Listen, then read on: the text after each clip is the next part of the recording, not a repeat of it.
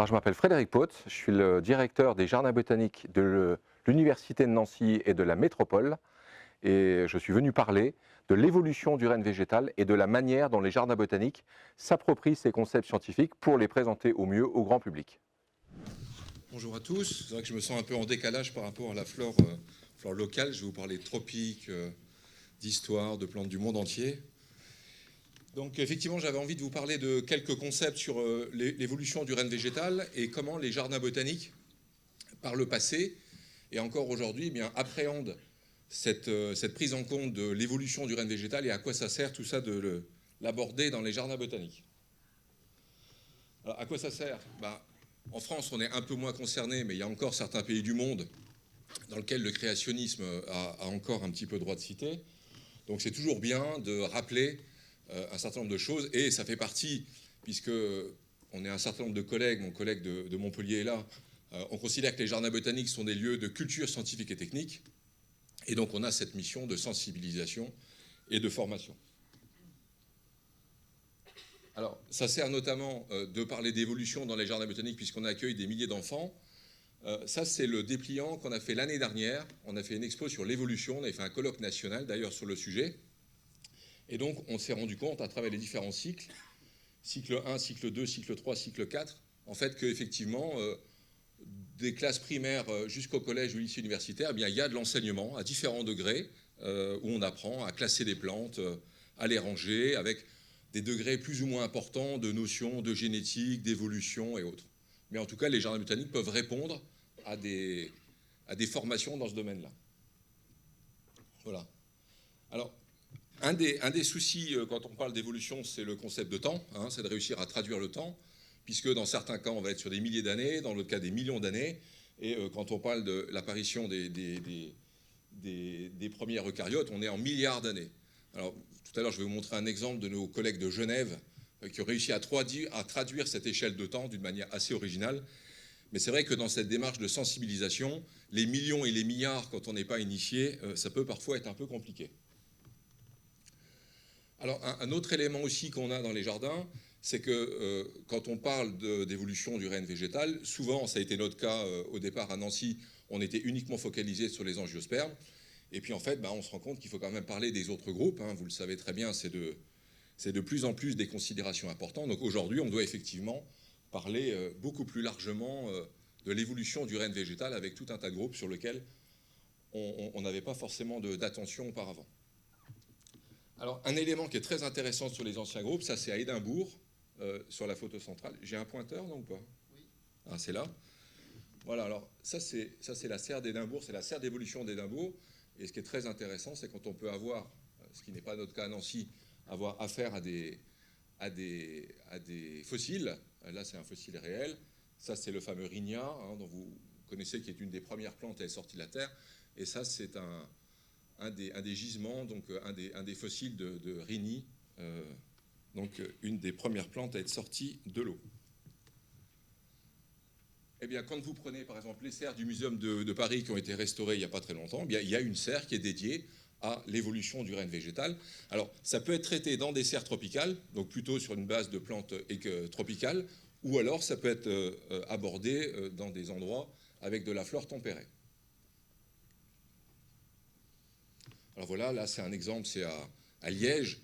Alors, c'est un des soucis, c'est que quand on fait des serres de l'évolution, celle de Kew est très très connue.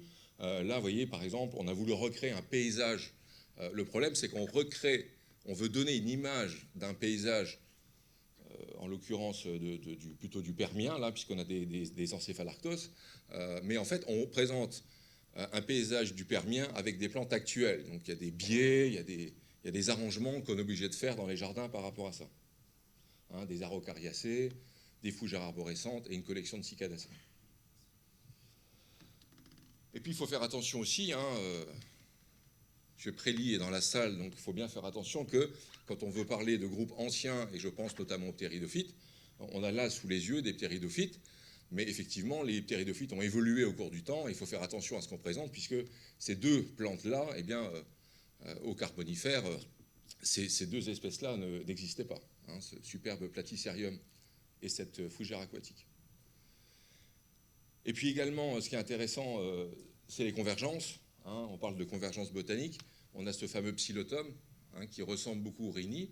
Ça, c'est des plantes qui vont être très intéressantes pour nous en pédagogie, et de montrer que parfois, il y a des faux amis, avec des plantes qui paraissent ancestrales, qui ressemblent à des plantes très très anciennes, qui en fait ne sont que des similitudes. Alors, dans le cas de ce qu'on a fait à Nancy, nous, on a abordé ça dans les parties extérieures, mais il faut savoir qu'il y a des groupes anciens, malheureusement, qui ne sont pas représentés dans la flore tempérée, et donc on va, dans nos serres tropicales, on a 22 serres, eh bien, faire appel à un autre parcours en serre pour évoquer certaines plantes. Et là, on a la chance d'avoir une prêle relativement grande, qui est une prêle brésilienne, hein, qui s'appelle Equisetum myriocaetum. C'est une immense prêle brésilienne qui fait jusqu'à 2,50 m de hauteur. Et on a maintenant en culture une autre espèce qui s'appelle Equisetum maximum, qui est une prêle de Patagonie, qui, elle, peut faire jusqu'à 4 mètres de hauteur, qui est une plante très très commune là-bas, d'ailleurs en Argentine, et qui permet d'illustrer et de faire le lien, mais alors c'est un lien extrêmement imagé, avec ça c'est pris au muséum de Stuttgart, hein, c'est les calamites, c'est des rhizomes de fameuses prêles géantes, hein, dans le groupe des spénophytes, les fameuses prêles géantes qui colonisaient la Terre, notamment au Carbonifère. Non, je me trompe de côté. Voilà, alors quand on est un muséum, nous on considère, certains collègues, que les jardins botaniques sont des vrais musées, hein, on a une vraie activité muséale, sauf qu'on fait ces activités de recherche, de conservation et de préservation, eh bien sur la base de matériel vivant, mais on est, dans nos fondements et dans notre activité, de véritables musées. Et certains d'entre nous, eh bien, ont la chance d'avoir des jardins botaniques avec des salles muséales, et là j'avais aimé, ça c'est à Stuttgart également, c'est cette superbe salle qui montre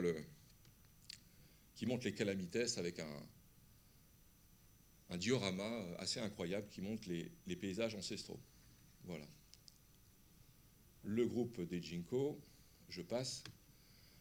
Alors, vous vous souvenez peut-être que... Donc là, j'avance dans les groupes, hein, je suis en train de juste vous mettre quelques cadres sur ces aspects-là. En 2007, vous vous souvenez peut-être qu'il y a eu toute une grande campagne au niveau international sur la fameuse redécouverte, hein, du Wollemia nobilis. Donc un certain nombre de jardins botaniques, je ne sais pas si c'était le cas à Montpellier aussi. C'était le cas? Non? Non, il y avait à peu près une dizaine de jardins botaniques dans lesquels on avait offert en fait des Wollemia nobilis, et pour nous c'était vraiment un moment important pour parler d'évolution du règne végétal, notamment, ça c'est au Muséum de Paris, hein, pour ceux qui connaissent, c'est dans le jardin des plantes. Hop là, qu'est-ce qui se passe là? Voilà. Et puis de l'autre côté, un cône d'Araucariacées.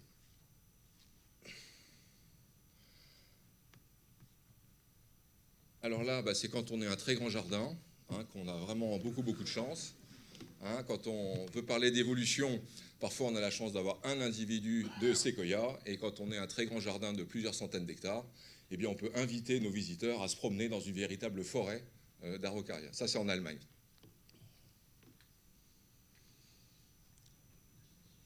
Alors, les Welwitschia, là on avance dans les groupes, hein, on arrive dans les presparmaphytes. Et donc, là, vous avez le Welwitschia, vous avez une image dans la nature, et puis quelques jardins botaniques. Alors, c'est une plante qui n'est pas forcément très, très dure à cultiver. Le début est un peu compliqué, parce qu'elle fait un énorme pivot, mais une fois qu'elle est bien installée, elle vit plutôt bien. C'est le fameux Welwitschia mirabilis. Il y a une dizaine de jardins botaniques en France qui l'ont, et l'endroit où elle est vraiment le plus beau, hein, vous savez que c'est une plante qui vient d'Angola et de Namibie, eh bien, c'est le jardin botanique de Berlin, qui est un individu absolument gigantesque. Je me trompe de côté. Ça, c'est au Muséum de Paris. Alors, ça, c'est la nouvelle galerie qu'ils ont faite, vous savez, qui relate quand vous allez à la Phanerogamy, enfin, ex-Phanerogamy, vous avez tout un espace muséal qui a été construit, et dans leur collection, ils avaient une superbe base de Welwitschia, où on voit bien les deux feuilles et les deux troncs primitifs, et puis à côté, c'est une éphédra. Voilà. Ensuite, on arrive dans les plantes à fleurs. Alors, dans les plantes à fleurs, donc là, les plantes à fleurs, quand moi j'étais à la fac, c'était il y a une trentaine d'années, on disait que les angiospermes avaient 65 millions d'années, 70 millions d'années. Et puis, ça a beaucoup, beaucoup évolué. Aujourd'hui, c'est un Français, c'est quelqu'un de Lyon, hein, qui s'appelle Luc Gomel. Pas Luc Gomel, Gomez. Luc Gomel, c'est autre chose, ça c'est Montpellier. qui en fait montre qu'aujourd'hui, les plus vieux fossiles d'angiospermes ont 130 millions d'années. Et les horloges moléculaires, alors on pourra en parler si vous voulez dans les questions, estiment que dans certains modèles d'évolution moléculaire, les plus vieilles angiospermes pourraient avoir jusqu'à 240 millions d'années. Voilà. Mais c'est extrêmement discutable. Et puis il y a une évolution, bien évidemment, des concepts de classification. Donc là, je vous ai mis, qu'est-ce que j'ai mis? J'ai mis Linné, je pense. Et puis à côté, je vous ai mis APG4, qui est aujourd'hui, vous savez, la publication APG4, Angiosperm Phylogenetic Group, dont la publication, donc dans sa 4e version, qui a été publiée en 2016, est celle qu'on doit suivre officiellement dans les jardins botaniques, dans les concepts, si on veut montrer au mieux comment le règne végétal a évolué dans le domaine des angiospermes, eh bien c'est cette vision de 2016 qu'il faut suivre. Voilà, ça c'est la fameuse Montsecchia-Vidali. Alors cette Montsecchia-Vidali, elle est très intéressante parce qu'il y a une publication qui a maintenant 3 ou 4 ans, qui est très intéressante sur à quoi ressemblait cette première plante à fleurs. Est-ce qu'elle était aquatique? Le Montsecchia-Vidali, ça ressemble à un Ceratophyllum. Donc Montsecchia, ça vient de Montsec, c'est des montagnes, c'est une petite montagne qui est dans les Pyrénées espagnoles. Et donc le nom de la plante a été donné à ça. Donc c'est une plante aquatique, et à côté de ça, celle qui aujourd'hui vit et qu'on considère comme étant à la base des angiospermes, c'est Amborella, qui lui est un arbuste tropical. Donc il y a un débat sur à quoi ressemblait cette première plante à fleurs. Est-ce qu'elle était monoïque? Est-ce qu'elle était dioïque? Est-ce qu'elle était aquatique? Est-ce qu'elle était arbustive? Est-ce qu'elle était herbacée? Donc il y a tout un tas de phosphoration botanique sur à quoi ressemblait cette première angiosperme. Voilà, ça c'est l'arbre aujourd'hui APG4. Alors je passe rapidement. Ce qu'on peut simplement dire, mais vous le savez tous aujourd'hui, c'est qu'il y a encore 20, 30 ans, on parlait des mono- et des dicotylédones.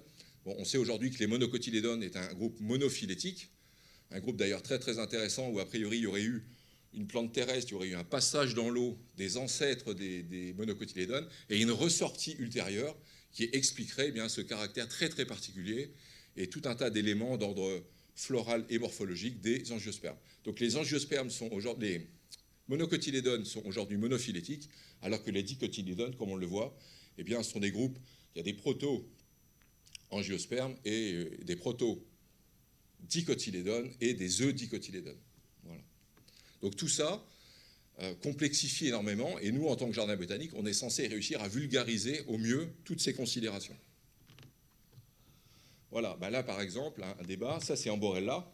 Donc Amborella c'est une plante dioïque, vous avez donc c'est une plante qui aujourd'hui, à l'échelle mondiale, ne vit que en Nouvelle-Calédonie, et c'est aujourd'hui, lorsqu'on fait des analyses génétiques, eh bien c'est elle qui est à la base considérée comme la plante angiosperme la plus archaïque existant sur Terre. Voilà, Amborella. Donc qui est une plante dioïque. Et puis à côté, vous avez un nymphéa, donc pareil, ça fait partie de ces angiospermes ancestrales, qui elle est une plante aquatique et qui elle, au contraire, est hermaphrodite. Donc il y a énormément de débats sur ces aspects. Et puis les Aristolochiacées également font partie de ces plantes ancestrales. Voilà. Donc j'avance rapidement. Donc les monocotylédones, c'est un groupe important, elles qui sont monophylétiques. Voilà. La famille des orchidées. Et puis après, on continue dans les eudicotylédones, c'est toutes ces classifications d'une petite pareidoélie assez originale. Sur les plantes horticoles, on évolue. Voilà. On peut aussi bien aller dans le monde tropical que dans le monde tempéré. Voilà, on évolue dans la classification des angiospermes et on arrive donc à la plus grande famille des angiospermes. Les deux plus grandes sont les orchidées dans les monocotylédones et les astéracées dans les dicotylédones. Voilà. Avec des choses très intéressantes. Nous, les jardins botaniques, on est toujours, vous savez, on est à la fois du côté horticole et du côté botanique. Alors certains jardins botaniques sont très très botaniques et d'autres acceptent des pourcentages plus ou moins variés de plantes horticoles. Là, j'ai voulu vous la montrer parce que j'adore cette plante. Ça, c'est un cosmos, Cosmos bipinatus, c'est vendu communément comme dans les prairies fleuries. Et je l'adore parce que le travail horticole a fait qu'on a, normalement, dans la fleur classique, on a des fleurs ligulées sur l'extérieur et des fleurs tubulées au centre, mais à travers un travail de sélection à la fois intéressant et un peu monstrueux, on a obtenu des fleurs tubulées sur la périphérie et parfois des fleurs ligulées sur l'ensemble de la plante. Voilà, alors, c'était un brossage très rapide de l'évolution des plantes. Alors maintenant, comment les jardins botaniques se sont appropriés tout ça? Eh bien, le plus ancien d'entre eux, on le connaît, c'est Padoue. Eh bien, Padoue, c'est un des plus vieux jardins botaniques au monde, avec un modèle un petit peu qu'on retrouve à Montpellier, au jardin botanique, j'y suis allé hier. Donc, ce jardin est aujourd'hui classé patrimoine mondial de l'humanité. Et, comme vous l'avez vu, c'est une évolution d'ordre rayonnant. Et les plates-bandes du jardin botanique de Padoue, bon, c'était des classifications qui étaient à la fois, comment dire, d'ordre systématique, plus ou moins naturel. Je crois qu'il y a un collègue qui parle après sur Magnol, du degré de classification plus ou moins naturel, et puis du côté des plantes utilitaires. Et donc un jardin botanique, pour présenter le côté rayonnant de l'évolution de APG, eh bien c'est extrêmement compliqué lorsqu'on a des allées comme celle-ci.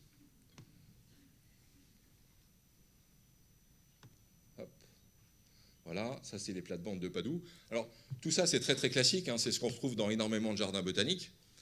C'est ce qu'on retrouve à Montpellier encore aujourd'hui. La classification de, je crois que vous êtes Bingham et Hooker, il me semble. Voilà, une classification qui a 130 ans à peu près. Non, 1920, je crois, non? Non, combien Bingham et Hooker, je ne sais plus. Enfin, en tout cas, c'est une classification qui n'était pas encore phylogénétique à l'époque. Je crois que vous avez eu Magnol, vous avez eu De Candolle, et maintenant vous êtes Bingham et Hooker. Mais on est toujours figé. J'ai travaillé 15 ans au parc de la Tête d'Or. Eh bien, on était figé sur ces plates-bandes qui étaient extrêmement pratiques pour l'enseignement, puisqu'on allait de famille en famille. Mais malheureusement, ce n'est pas du tout un bon moyen de traduire comment les plantes ont réellement évolué. Voilà, ça c'est Madrid. Alors, Jardin botanique de Madrid, classé également patrimoine mondial de l'humanité, il est en plein centre-ville.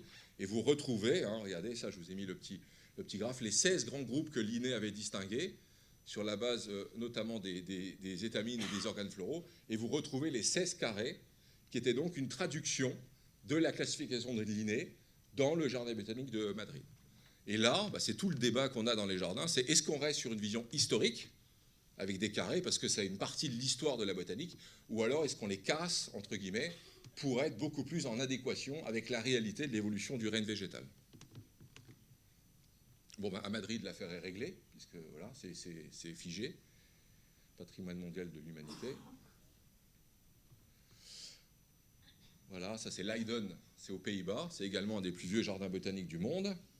Voilà, ça c'est le Leiden aujourd'hui, donc vous voyez, ils sont également restés sur le concept ancien. Voilà, ça c'est le jardin botanique de Hambourg, donc les collections historiques, regardez, vous avez un secteur des monocotylédones et vous avez un secteur des dicotylédones. Donc eux déjà, c'est un petit peu différent. En fonction de quand le jardin a été créé, nous au Parc de la Tête d'Or, par exemple, c'était Engler. Voilà. À Nancy, on va le voir tout à l'heure, l'école, enfin ce qu'on appelait avant la systématique, a été créée dans les années 80, eh bien c'était Cronquist. Voilà. Donc en fait, le moment où on crée notre jardin, c'est le moment où on choisit la classification, si possible, la plus à jour. Voilà, ça c'est Munich, jardin botanique de Munich. Alors ils ont une école de botanique absolument gigantesque. Et alors pour chaque famille, regardez, vous avez une représentativité. Là, bien évidemment, on est dans le secteur des graminées, des poacées. Et là, vous avez toute une présentation d'une diversité de céréales. C'est juste incroyable. Voilà, ça c'est le jardin des plantes de Paris, qui a également évolué, l'école de systématique, dont, au cours du temps, ils ont revu tous leurs massifs les uns après les autres pour être le plus à jour de la classification. Et de mémoire, je crois que le jardin des plantes doit être aujourd'hui APG 3. Donc APG 3, c'était 2009. Et aujourd'hui, on est APG 4 en 2016, comme je vous le disais. Voilà, ça c'est un jardin en Suisse. Voilà. Ou en fait en Suisse, alors là c'est intermédiaire, c'est que vous avez un système radiaire. Donc ça commence à montrer un petit peu un début, un petit peu d'évolution rayonnante. Voilà. Et puis on arrive au jardin botanique de Nancy, qui est celui dans lequel je travaille. Ça c'est le jardin historique qui est en centre-ville, où pareil, on retrouve toujours les plates-bandes avec le buis et autres, et la classification était présentée de cette manière-là. Voilà. Et puis, dans les années 70, le jardin est parti du centre-ville, il a intégré la périphérie, donc au milieu du campus universitaire. Et dans les années 80, il y a eu la classification de Cronquist, et on a eu cette chance, c'est que du coup, on est de manière radiale. Donc on part à la base des angiospermes, et vous avez 1, 2, 3, 4, 5, 6, 7 entrées. Et quand vous prenez APG 4 aujourd'hui, vous avez 7 grands phylums, en fait, qui ont émergé. À l'époque, on avait Cronquist. Donc l'école de botanique, c'est 1,5 hectare, 2 hectares, c'est à peu près 1200 espèces différentes, avec à la fois certaines familles tropicales et des familles tempérées. Donc il a fallu faire des choix dans les familles qu'on représentait. Et puis depuis 2015, eh bien, on a voulu évoluer. Le jardin n'avait jamais été terminé, les monocotylédones n'avaient pas été faites, et puis on avait quand même 50 ans de retard, 1980, non, 40 ans de retard. Et donc on a entrepris un travail, ça a duré 5 ans, au cours duquel eh bien, on a revu l'ensemble de nos plantes, et tous les allées, en fait toutes les allées que vous aviez là, en fait, étaient exactement l'allée du mode de classification de Cronquist. Et comme APG4 était très différent, on a dû modifier toutes les allées les unes après les autres. Il y a des plantes qui étaient d'un côté qu'on a dû redécaler, apétales, gamopétales, dialipétales, enfin certains ont connu ça. Donc là du tout, on n'est plus du tout sur ces concepts-là. Donc il y a eu 4 ans de travail pour déplacer, replanter. Des arbres ont dû également être décalés. On a créé des zones de médiation et les entrées de massifs qui étaient donc par famille, par groupe de famille, on les a mis par ordre. Et on a voulu traduire de la manière la plus exacte et la plus didactique possible eh bien, la classification des angiospermes. C'est déjà fini? C'est 20 minutes là déjà? Moi je savais que ça ferait pas. Je savais. Bref. Donc voilà, ça c'était juste, je fais très vite, ça c'est Cronquist. Donc vous voyez, heureusement on est déjà d'une manière phylogénétique. Et donc on a repris APG4 avec des codes couleurs. Donc on a repris dans notre classification, pour être le plus visible possible, les codes couleurs d'APG4, et on a donc repris toutes les familles pour pouvoir, de manière la plus exacte possible, pouvoir faire de la pédagogie sur la classification APG4. Voilà, donc 2016 à 2021, avec à chaque fois, au sein de chaque famille, un grand débat. Quelle famille on représente, quel genre on représente, quelle espèce on représente, est-ce qu'on met de la flore horticole, etc., etc. Donc il y a eu tout un débat avec toutes les équipes sur ces sujets-là. Après, on a mis des aires de médiation. On voulait montrer comment les classifications ont évolué. Donc on a choisi 9 des plus grands systématiciens au cours des temps. Donc on commence par Théophraste, on a Engler, Linné, Jussieu, Pline, etc., etc. Donc on a des petits aires de médiation sur lesquels on appuie. Et ça vous dit, je m'appelle Pline, je suis né en telle année, ma vision de la classification végétale était celle-ci et celle-là. Voilà. Tout ça pour faire un maximum de pédagogie sur la classification. Voilà. Dans les serres, on a mis des supports de réalité augmentée pour montrer comment les mécanismes, alors ça c'est toujours très compliqué, c'est qu'au-delà de la simple présentation, il faut des idées de génétique, d'évolution, de mathématiques, de statistiques, donc on essaye de faire au mieux de vulgariser ça le plus possible. Voilà. Et puis on a un côté horticole, puisque Michel ne me contredira pas, l'homme a également contribué à l'évolution du règne végétal à travers ses créations, donc ça fait partie des choses qu'on doit également aborder. Voilà, notre jardin s'appelle Jean-Marie Pelt, il rend hommage à Jean-Marie Pelt qui est mort en 2015, et un créateur de dahlia a créé donc un dahlia qui s'appelle Jean-Marie Pelt. Voilà, c'est un moyen pour nous de parler d'évolution et de plantes cultivées. Voilà, je passe rapidement, avec des programmes encore en cours. Donc lors de notre événement, on a fait venir des créateurs. Donc ça, c'est des gens de Fréjus. Donc l'évolution et la création continuent encore aujourd'hui, avec des nouvelles obtentions qui répondent à de nouvelles exigences dans le domaine horticole. Voilà, des choses assez originales, de manière clonale. Quand on commence à bidouiller les plantes et qu'on commence à déstabiliser les groupes de gènes, du coup, on voit apparaître des choses assez originales parfois. Voilà, ça c'est dans le domaine clonal. Donc au-delà de l'espèce et de la variété, parfois il y a des individus, il y a des clones absolument incroyables qui apparaissent. Et quand vous allez en Hollande, vous avez parfois au sein d'une espèce des choses complètement dingues. C'est juste énorme. Ça fleurit pendant 6 mois sans s'arrêter, ça fleurit toutes les fleurs en même temps. Voilà, je passe rapidement, mais au-delà de l'espèce, il y a encore des individus particuliers sur lesquels nous, en tant que jardin botanique, on peut éventuellement mettre l'accès parce qu'elles sont intéressantes pour nous en pédagogie. Voilà, des monstruosités. Voilà. Alors là, c'est une horreur. Là, je sais que je suis disruptif par rapport aux propos de ce qui ont été dit avant. Donc là, c'est des colorations. Donc voilà, ça c'est des colorations absolument horribles. Et puis il y en a une que j'adore. Voilà. Donc ça, c'est pris à Barcelone. C'est le long des Ramblas de Barcelone. Alors, vous savez, il y a certains phalaenopsis ou certaines roses qui sont bleues ou des couleurs assez artificielles. Mais alors là, c'est une vraie rose. Alors je ne sais pas comment ils ont fait. C'est juste incroyable. Je ne sais pas comment ils ont fait pour colorer la fleur de différentes couleurs. Mais on est dans un domaine touristique, et donc regardez, je termine là-dessus, eh bien, ils ont trouvé le moyen de vendre des graines. Parce que bien évidemment, si vous plantez les graines de ce rosier, vous aurez ce que vous avez vu avant. Voilà. Voilà. Voilà, bah, des expos, ça c'est... Voilà, je voulais juste vous montrer ça. Ça, c'est les collègues de Genève qui ont fait ça. Ils ont fait une expo sur l'évolution. Et en fait, ils ont fait, donc, la sortie des eaux, c'est 440 millions d'années à peu près. Eh bien, ils ont pris une allée de 440 mètres de long. Et en fait, vous avancez le long d'une ligne, et chaque mètre, c'est 1 million d'années.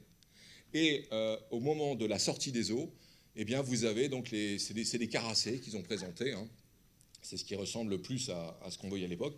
Donc cette zone-là, c'est 440 millions d'années. Par contre, ce qui est très intéressant, c'est que par rapport à l'apparition des eucaryotes, par exemple, eh bien, vous êtes à plus d'1 milliard d'années. Eh bien, en fait, ils ont mis, au milieu du lac Léman, ils ont mis des pylônes pour montrer la longueur, pour que les gens puissent avoir vraiment une véritable idée de la longueur des 1 milliard d'années que ça représente. Et c'était une manière didactique de présenter de la manière la plus vraie possible cette grande longueur que représentait 1,1 milliard d'années. Voilà. J'ai trouvé ça rigolo. Je finis, je me dépêche. Voilà, ça c'est le Muséum de Paris. Hein, c'est une manière indirecte de parler d'évolution. Hein, si possible. Alors regardez, on met des petits végétaux à côté. Alors ça devient des grands ludiques. Nous, c'est ce qu'on a fait il y a 2 ans. Hein, on a fait une expo sur l'évolution dans les serres et en extérieur. On a fait un colloque sur l'évolution avec les muséums, un rencontre des muséums et des jardins botaniques. Et on a mis 17 dinosaures au milieu avec des bruitages pour trouver une manière attractive de parler de l'évolution dans les jardins botaniques. Voilà, c'était notre exposition cette année dernière. C'est ce que vous avez visité lors des convergences botaniques. Voilà, j'ai essayé de faire le plus vite possible. Merci.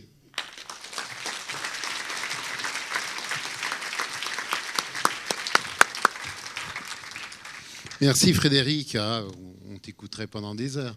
On va prendre une seule question du coup, puisque tu as un petit peu débordé.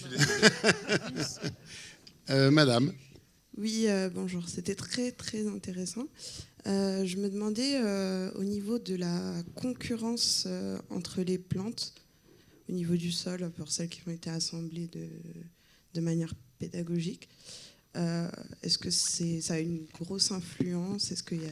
Alors c'est un des problèmes dans les jardins botaniques, c'est qu'effectivement, quand on met une classification, quand on met l'axe paysager sur la classification, on a au sein d'une famille des plantes qui peuvent être des arbres, des plantes aquatiques, des plantes de soleil, des plantes de milieu calcaire.